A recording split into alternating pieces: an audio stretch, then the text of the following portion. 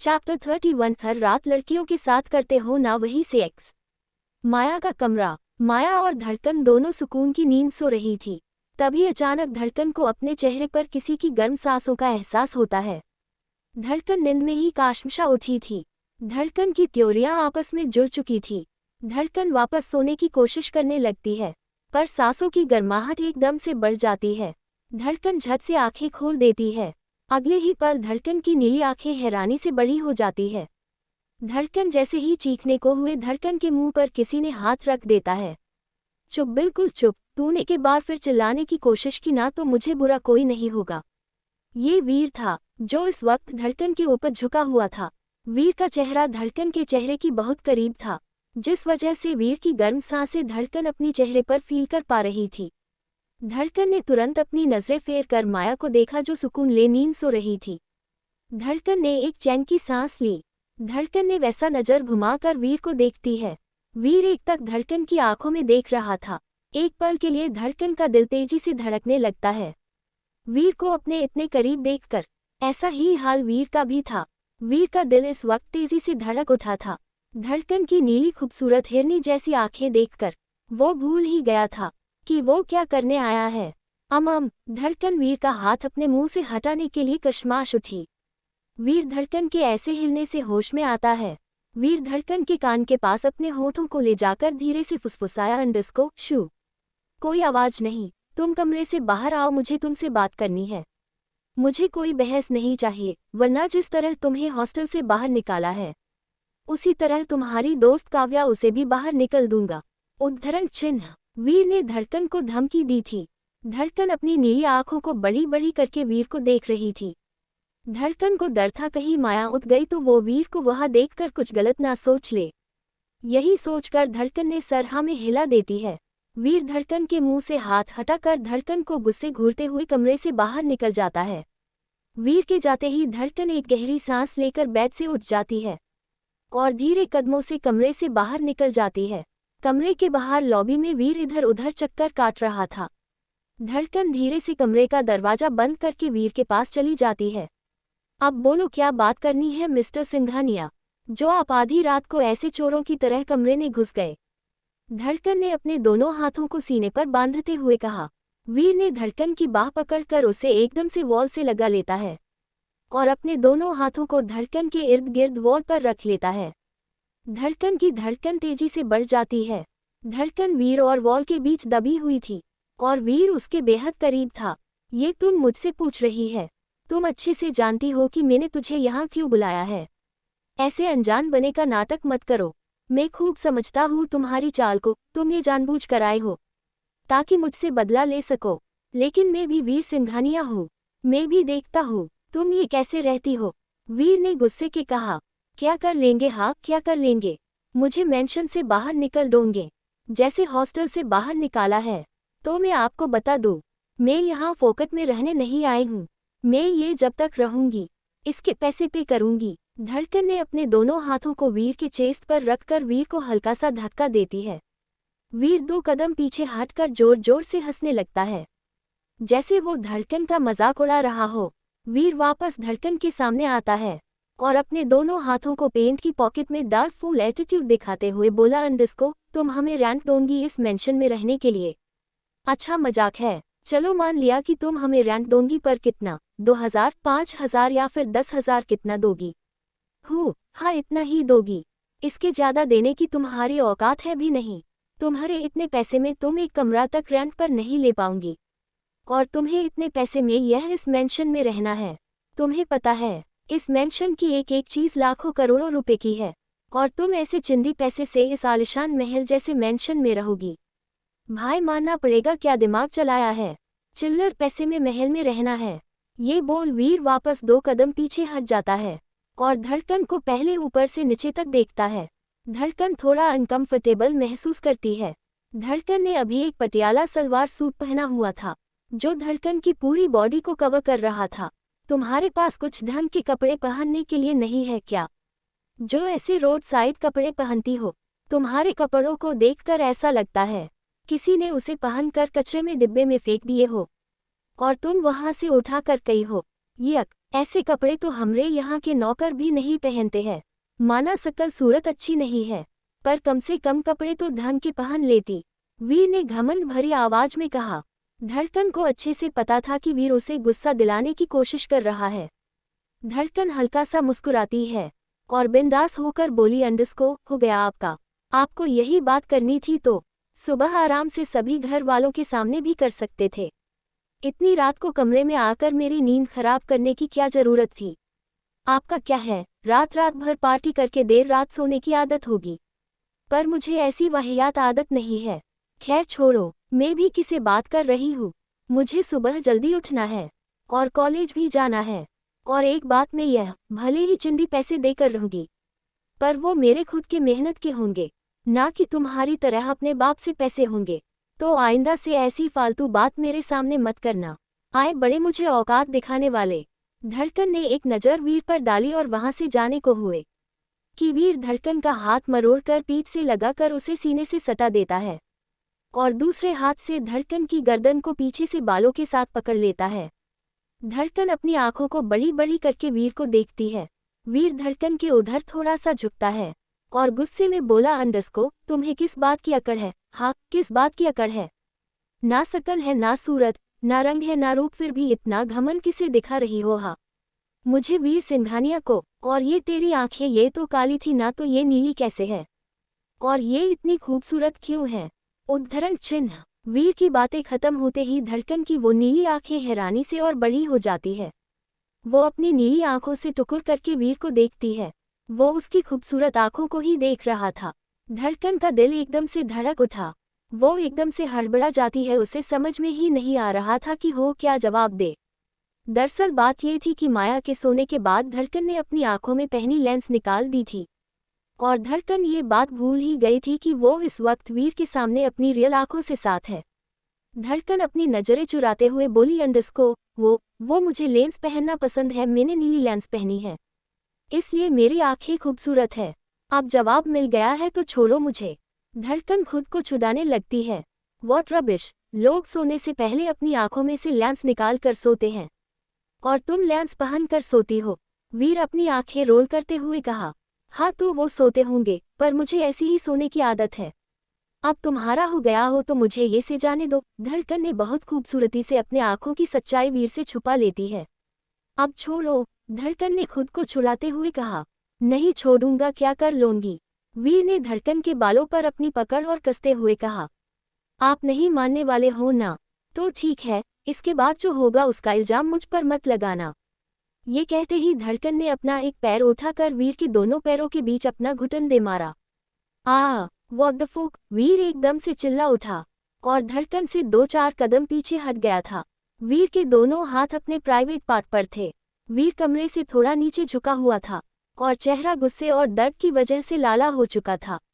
वीर ने अपने लाला हो चुकी आंखों से धड़कन को देखता है, जो आराम से वॉल से टेक लगाए खड़ी उसे ही देख रही थी। तुम्हारी इतनी हिम्मत कि तूने मुझे मारा, तुम्हें तो मैं छोड़ूंगा नहीं। वीर गुस्से में तिलमिला उठता है और जैसे ही वीर धड़कन पर लपकता है, धड़कन 2 कदम पीछे हट जाती है।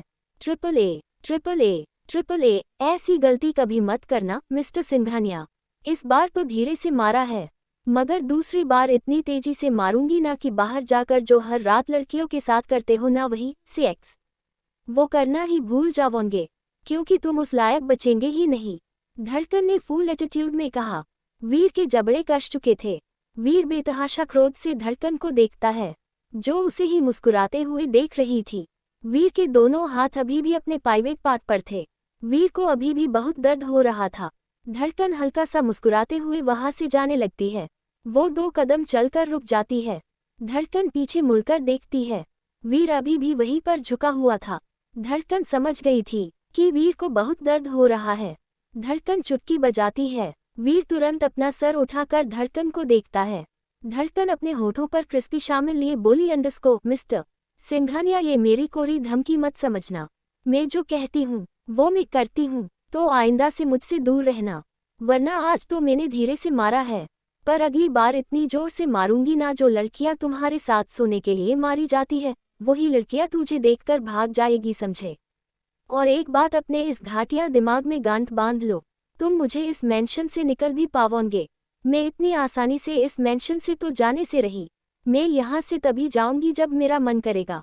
फिर भी तुम ये कोशिश करना चाहते हो तो कर सकते हैं। अब तुम आराम से अपने दर्द के साथ सोचते रहना। तुम मुझे यहाँ से कैसे निकाल सकते हो? सोचो सोचो। वैसे भी मुझे अच्छे से पता है, मैंने तुम्हें इतनी जोर से तो मरा ही है। तुम आज रात भर सो तो बिल्कुल नहीं पाएंगे, और नहीं 2-3 दिन तक किसी लड़की के करीब जा पाओगे। इसलिए बहुत वक्त है, तुम्हारे पास आराम से सोच लेना, ठीक है? वीर गुस्से में बोला। अंडस्को, तुमसे तो मैं छोड़ूंगा नहीं। वीर एक बार फिर लपका। धड़कन फुर्ती दिखते हुए वहां से हट जाती है और अपने दोनों हाथों को कमर पर टिकाते हुए कहा, अंडस्को, आ फिर वही गलती। मैंने कहा ना, मुझसे दूर रहो, वरना तुम्हारे सेहत के लिए अच्छा नहीं होगा। अब मैं चलती हूँ। वो क्या है ना, मैं तुम्हारी तरह फालतू में नहीं बैठी हूँ। कल सुबह कॉलेज भी तो जाना है। Bye bye mister Singhania. धड़कन अंगड़ाई लेते हुए वहां से चली जाती है। वीर अपनी आंखों में बेतहाशा क्रोध लिए धड़कन को देखता है, जब तक वो उसकी आंखें से ओझल नहीं हो जाती है। आज रात तुम चैन की नींद सो लो मिस वॉटएवर, क्योंकि कल तुम्हें मैं ऐसा सरप्राइज दूंगा, तुम जिंदगी पर याद रखोगी कि तुम्हें किसके साथ आखिर पंगा लिया है। उद्धरण चिन्ह। वीर लड़खड़ाते कदमों के साथ अपने कमरे की ओर बढ़ जाता है। वहीं दूसरी तरफ धड़कन कमरे का दरवाजा बंद करके दरवाजे से टेक लगा लेती है और अपने सीने पर हाथ रखकर बोली, अंडस्को, हाश, बच गई धड़कन। तूने देखा ना, वो मिस्टर सिंघानिया कैसे तुझे अपनी भूरी आंखों से घूर रहा था, जैसे वो कच्चा चबा जाएगा। आज तू उसके हाथों मरते मरते बची है। अगर तू उसके हाथ लग जाती ना तो वो पक्का तेरा राम नाम सत्य कर देता। अब से उसे 10 कदम की दूरी बनाकर ही रहना पड़ेगा। धड़कन ने एक गहरी सांसें लेकर बाग की तरफ बढ़ जाती है और माया को देखती है, जो अभी भी गहरी नींद में सो रही थी। धड़कन बेड के दूसरी साइड जाकर लेट जाती है। अंडस्को अंडस्को और अंडस्को अंडस्को अंडस्को। अगली सुबह धड़कन और माया दोनों कॉलेज जाने के लिए तैयार होकर डाइनिंग टेबल पर बैठकर नाश्ता कर रही थी। साथ में मीतेश जी और ममता जी भी। तभी वहां वीर आया। वीर एक नज़र धड़कन को देखता है। बेटा, तुम आ गए, आओ चलो बैठो, तुम्हारे लिए मैं नाश्ता लगती हूँ।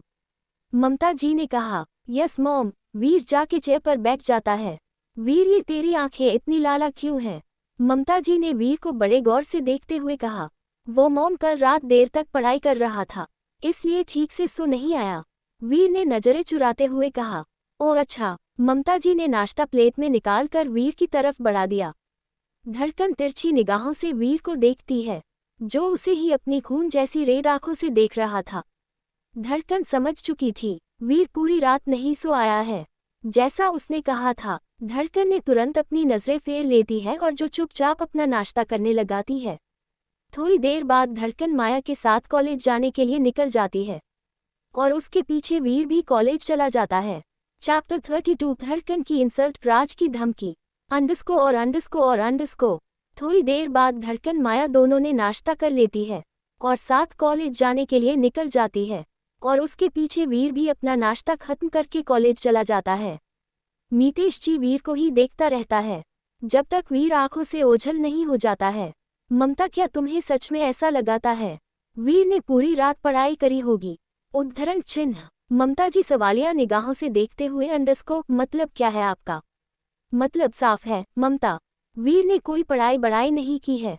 अगर उसने पढ़ाई की होती तो तुम्हें वो आराम से जवाब देता, मगर वो जवाब देते वक्त अपनी नजरें चुरा रहा था। कुछ भी कहो ममता, कुछ तो हुआ है रात को, तुम्हें नोटिस किया क्या? वीर धड़कन को कैसे घूर रहा था और धड़कन उसकी नजरों से बचने की कोशिश कर रही थी। मीतेश जी ने शक्की मिजाज में कहा। मीतेश जी की बात खत्म होते ही कुछ देर ममता जी उसे देखती है, फिर अचंका से चेयर से खड़ी होकर मीतेश जी पर बरस पड़ती है। आपको हमेशा ऐसा क्यों लगता है कि मेरा बेटा झूठ बोल रहा है? मुझे तो ऐसा नहीं लगा। और आप भूल रहे हैं कि मेरा बेटा कॉलेज का टॉपर है, और टॉपर ऐसे ही नहीं बनते हैं, उसके लिए दिन रात मेहनत करके पढ़ाई करनी होती है। तो आप वीर पर शक करना बंद कीजिए। ममता जी बोलते बोलते मितेश जी के चेयर के बिल्कुल नजदीक आ गई थी और मितेश जी को बुरी तरह घूरने लगी थी। मीतेश जी बेचारा अपनी श्रीमती से डर कर चेयर में घुस चुके थे और अपनी आंखों को बड़ी बड़ी करके ममता जो को देख रहे थे, जो इस वक्त दुर्गा देवी बनी बैठी थी। मीतेश जी थोड़ा डरते हुए बोले, अंडस्को, माँ, माँ, ममता जस्ट रिलैक्स, तुम इतना गुस्सा क्यों कर रही है? मैंने तो वही कहा जो मैंने नोटिस किया था। अब वीर ने पढ़ाई की है तो अच्छी बात है, बहुत अच्छी बात है। अब मैं चला, मुझे ऑफिस के लिए देर हो रही है। उद्धरण चिन्ह। ममता जी मीतेश जी के चेयर से थोड़ा पीछे हट जाती है। मीतेश जी ने नाश्ता फिनिश करता है और टिश्यू पेपर से मुंह पोंछते हुए वहां से चला जाता है। मीतेश जी के चले जाने के बाद ममता एकदम से चेयर पर बैठ जाती है और अपने सीने पर हाथ रखते हुए बोली, अंडरस्को हास, बच गए। मुझे तो लगा था आज फिर वीर की वजह से आप मुझ पर गुस्सा करेंगे, पर आपने वो नहीं देखा जो मैंने देखा है। आपको वीर पर खाली शक है, पर मुझे पूरा यकीन है होना हो कल रात वीर और धड़कन के बीच कुछ तो हुआ है। तभी तो वीर धड़कन को अपनी खजाने वाली नजरों से घूर रहा था।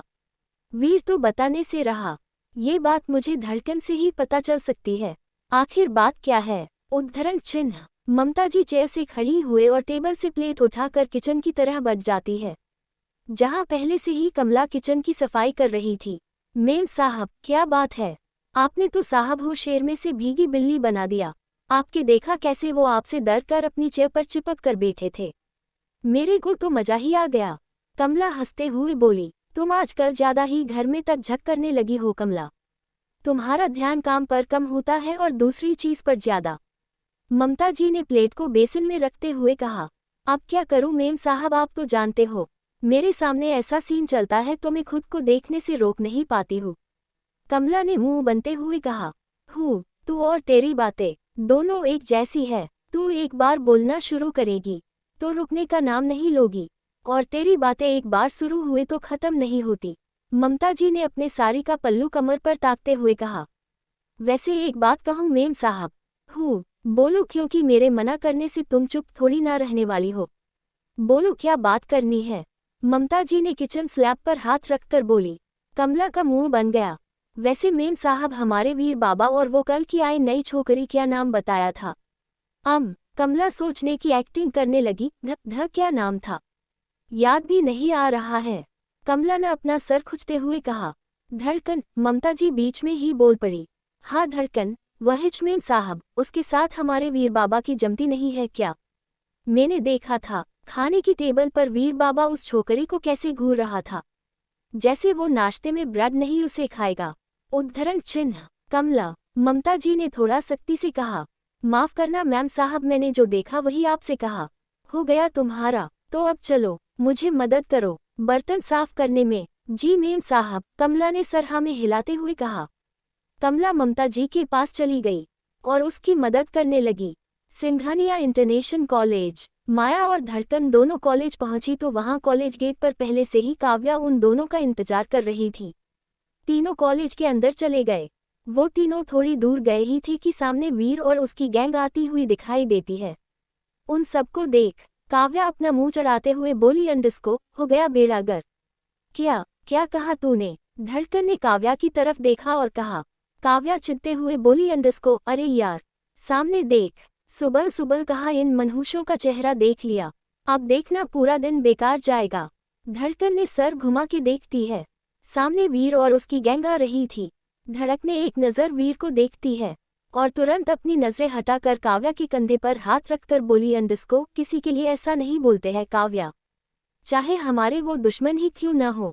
जैसे हम पढ़ने आए हैं वैसे वो लोग भी पढ़ने ही आए हैं। उद्धरण चिन्ह। What rubbish. काव्या ने अपनी आंखें रोल कर दी। तुम्हें सच में ऐसा लगता है कि ये लोग यहाँ पढ़ने आते हैं? Like seriously? मुझे तो आज तक कभी ऐसा नहीं लगा।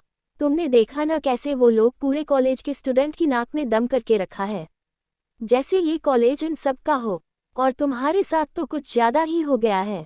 देखा ना कैसे उस घमंडी वीर ने ओछी हरकत करके तुझे पूरे हॉस्टल के सामने, फिर भी तू उन लोगों की साइड ले रही है। मेरा बस चले ना तो मैं उन सबका सर फोड़ दूं, स्पेशली उस वीर और मायरा का। काव्या ने गुस्से में कहा और अपना मुंह फुलाकर दूसरी साइड देखने लगती है। धड़कन सर नामे हिलाकर, अंडरस्को, जाने देना काव्या, हम यहाँ पढ़ने आए हैं, ना कि इन लोगों की शक्ल देखने। चलो ना, हम दूसरी तरफ से निकल जाते हैं। अब अपना ये गुब्बारे जैसा मुंह बनाना बंद कर, अब चल। उद्धरण चिन्ह। धड़कन ने काव्या की बाह पकड़कर उसे खींचती है। काव्या अपनी घूर का धड़कन को देखती है। धड़कन हल्का सा मुस्कुरा कर कहा अंडरस्को अच्छा बाबा फोड़ देना उन सबका सर अब खुश।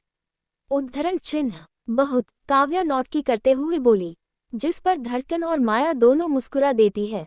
वो तीनों वहां से जाने लगती है। हालांकि उन तीनों ने अपना रास्ता बदल दिया था।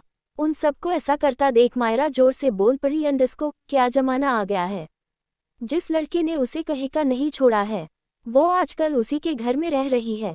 कितनी बेशरम लड़की है। धड़कन के बढ़ते कदम वही रुक चुके थे। साथ में काव्या और माया के भी कदम वही रुक चुके थे। काव्या गुस्से में फुसफुसाते हुए बोली अंडरस्को इसकी तो। काव्या जैसे ही गुस्से में मायरा की तरफ बढ़ी धड़कन ने तुरंत काव्या का हाथ पकड़कर करना में सर हिला दिया। मायरा ने होठों के कोने मुड़ चुके थे।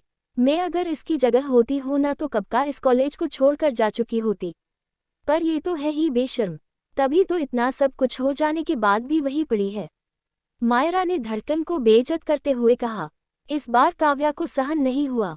वो एकदम से अपने दांत पिसते हुए बोली अंडरस्को छोड़ो मुझे। मैंने कहा छोड़ो मुझे। आज इस मेकअप की दुकान को मार मार कर इसका मुंह न सूझा दिया तो मेरा नाम काव्या मिश्रा नहीं। उद्धरण चिन्ह काव्या ने अपना हाथ धड़कन के हाथ से छुड़ाना चाहा, पर धड़कन ने मजबूती से पकड़ लिया था। धड़कन अपनी नजरें घुमाकर चारों तरफ देखती है। अभी तक वहां कई सारे स्टूडेंट जमा हो चुके थे।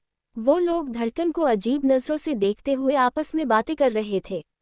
धड़कन काव्या का हाथ छोड़ देती है और अपने गुस्से को कंट्रोल करने के लिए अपने कपड़ों पर हाथ की पकड़ मजबूत कर लेती है, क्योंकि उसे भी मायरा की बकवास बातें सुनकर गुस्सा आ रहा था। पर इस वक्त वो कोई तमाशा नहीं करना चाहती थी, जिसके चलते धड़कन की पकड़ कपड़ों पर कश्ती जा रही थी। धड़कन को गुस्से में देख वीर डेविल स्माइल आ जाती है। वीर मायरा के कंधे पर हाथ की कोहनी टिकाते हुए बोला अंडरस्को क्या मायरा तुम भी कुछ भी बोल रही हो। इसे देखकर कहीं से भी लगता है कि उसमें शर्म नाम की चीज भी है। आई एम डेन शो उसने आज तक ऐसो आराम की जिंदगी देखी तो क्या सुनी भी नहीं होगी। तभी तो माया ने उसे ऑफर किया और ये झट से मान गई। वीर ने धड़कन का मजाक उड़ाते हुए कहा और मायरा को हाई फाई देते हुए हंसने लगता है। उसके साथ मीत और सोनाली भी हंसने लगते हैं, शिवाय जय कि उसे वीर की बात जरा भी पसंद नहीं आई थी। वो इस वक्त एक तक काव्या को ही देख रहा था, इस उम्मीद में कि काव्या एक बार तो उसे देख ले, पर अंजाम उसे समझ के परे था। जय समझ गया था काव्या उनसे कुछ ज्यादा ही नाराज है। इस बार वीर की बात ने धड़कन के दिल को छली छली कर दिया था। उसके सब्र का बांध टूट चुका था और वो रो पड़ी और वहां से भाग जाती है। माया ने वीर को देखा, जो बिना किसी भाव के उसे ही देख रहा था। माया धीरे से बड़बड़ाया अंडरस्को शाम ऑन यू भाई, शाम ऑन यू। वीर माया की लिप से समझ चुका था कि इस वक्त माया ने उसे क्या कहा है। फिर भी वीर इमोशनलेस होकर खड़ा रहा, जैसे उसे कोई फर्क न पड़ा हो। काव्या ने गुस्से में वीर को देखा और माया का हाथ पकड़कर चली गई। उसके जाने के बाद जय अपने मन में बोला अंडरस्को इतनी नाराज हो को एक बार देख भी नहीं रही है। उद्धरण चिन्ह अंडरस्को और अंडरस्को। दूसरी तरफ राज अपने क्लास की तरफ जा ही रहा था। अचानक राज की उसकी नज़र धड़कन पे पड़ी, जो भागी जा रही थी। उसको कोई होश ही नहीं था। धड़कन की आंखों में उमड़े दर्द का सैलाब पानी की तरह उसके गाल से होते हुए बह रहा था और धड़कन भर भर उसे पहुंचते हुए भागी जा रही थी। धड़कन को इस तरह भागता देख राज ने धड़कन को आवाज दी, अंडरस्को धड़कन, धड़कन सुनो कहाँ जा रही हो। उद्धरण चिन्ह पर धड़कन ने उसे नज़रअंदाज करके वॉशरूम में चली जाती है। इसे क्या हुआ है और उसने मेरे सवाल का जवाब क्यों नहीं दिया। क्या उसने नहीं सुना होगा? राज ने खुद से सवाल किया। राज को कुछ समझ ही नहीं आ रहा था। तभी वहां काव्या और माया भागते हुए आ जाती है। काव्या हंसते हुए राज को देखकर बोली, अंडरस्को राज तुमने धड़कन को देखा? हाँ वो अभी अभी वॉशरूम में गई है। क्या हुआ है? क्या बात है? कोई परेशानी है क्या? मैंने भी आवाज लगाई थी पर उसने सुना ही नहीं, राज ने परेशान होते हुए कहा। जिस पर काव्या ने माया को देखा और सब कुछ राज को बता दिया। व्हाट नॉनसेंस, राज का पर हाय हो जाता है। वो गुस्से में भड़क उठा, अंडरस्को बस बहुत हुआ। आज मैं इस वीर सिंघानिया को छोड़ूंगा नहीं। आज मैंने उसे सबक नहीं सीखा या ना तो मेरा नाम भी राज मल्होत्रा नहीं। पहले तुम दोनों जाके धड़कन को देखो। माया और काव्या ने तुरंत अपना सर हाँ में हिला देती है और अपने कदम वॉशरूम की तरह बढ़ा देती है। राज गुस्से में वहां से निकल जाता है। अंडरस्को और अंडरस्को दूसरी तरफ राज वीर को ढूंढते ढूंढते ग्राउंड में आ गया था, जहां वीर अपनी गैंग के साथ बैठकर गप्पे लड़ा रहा था। वीर को देखते ही राज का खून खौल उठा था। राज वीर के पास जाकर गुस्से वीर के चेहरे पर एक मुक्का जड़ देता है। वीर इस अचानक हमले से संभाल नहीं पाता है और जमीन पे गिर जाता है। जब वीर ने अपना सर घुमा कर देखा तो राज अपनी लाल आंखों से वीर को ही देख रहा था। वीर गुस्से में खड़ा होता है।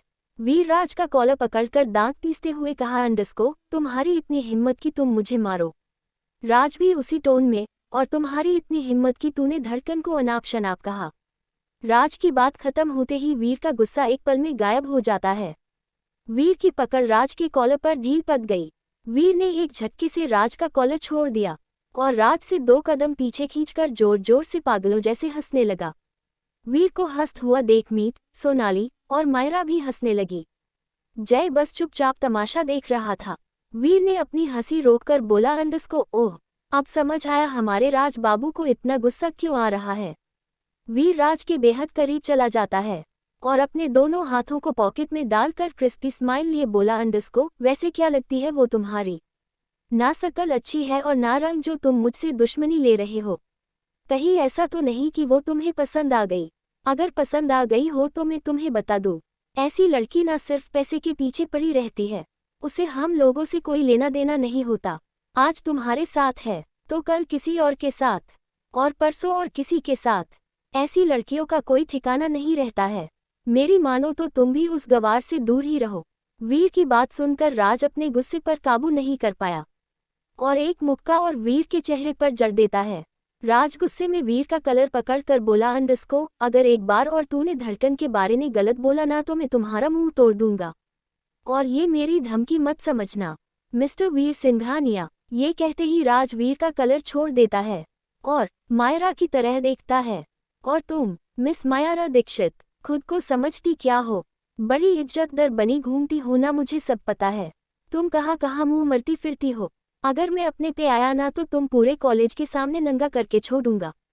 और वीर की तरफ अपनी उंगली से इशारा करके, ये तेरा सो कॉल्ड बॉयफ्रेंड, ये भी तुम्हें बचा नहीं पाएगा। तो आज से धड़कन से दूर रहना, वरना अंजाम बहुत बुरा होगा। राज की बात सुन मायरा की तो सिट्टी पिटी गुल हो चुकी थी। वो घबरा कर इधर उधर देखने लगती है और माथे पर थोड़े हल्के हल्के पसीने की बूंदें उभर चुकी थी। वो चोर नजरों से वीर को देख रही थी, जो उसे ही देख रहा था। मायरा फिर घबरा जाती है। राज एक बार फिर वीर के पास जाकर से खड़ा हो जाता है और वीर की आंखों में डालकर फुल एटीट्यूड के साथ बोला, अंडस्को, क्या कहा था तुमने? कि वो मुझे पसंद आ गई है? तो कान खोल कर सुन लो। हाँ, मैं धड़कन को पसंद करता हूँ। मुझे उसके लिए तुमसे तो क्या किसी से भी लड़ना पड़े तो मैं लड़ जाऊंगा, समझे?